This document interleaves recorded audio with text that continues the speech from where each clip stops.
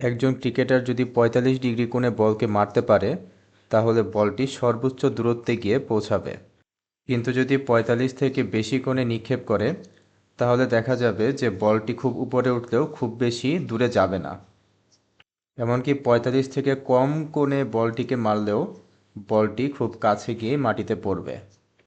এর পেছনের কারণটি আমরা বোঝার চেষ্টা করব এই ভেক্টরটির উপাংশের মাধ্যমে। আমরা দেখতে পাচ্ছি যখন ২০ ডিগ্রি কোণে মারা হবে তখন এই বেগের এক্স অক্ষ বরাবর উপাংশ বেশি, তাই মনে হতে পারে যে বলটি অনেক দূরে গিয়ে পৌঁছাবে।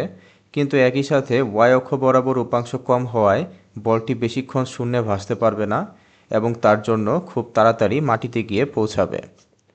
যদি ৪৫ ডিগ্রি থেকে এই অ্যাঙ্গেলটা বেশি হয় তাহলে আমরা দেখতে পাচ্ছি ওয়াই অক্ষ বরাবর বেগের উপাংশটা অনেক বেশি, তো মনে হতে পারে অনেক সময় ধরে আকাশে ভাসবে, তাই অনেক দূরে গিয়ে পৌঁছাবে।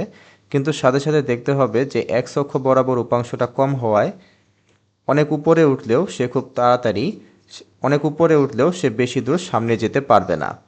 কিন্তু যখন ৪৫ ডিগ্রি কোণে আছে তখন আমরা দেখতে পাচ্ছি যে এই বেগের এক্স এবং ওয়াই অক্ষ বরাবর উপাংশ দুইটাই সমান, অর্থাৎ দুইটাই ব্যালেন্স পজিশনে আছে, অ্যান্ড তার জন্য ৪৫ ডিগ্রি কোণে এই বলটা খুবই দূরে গিয়ে পৌঁছাবে।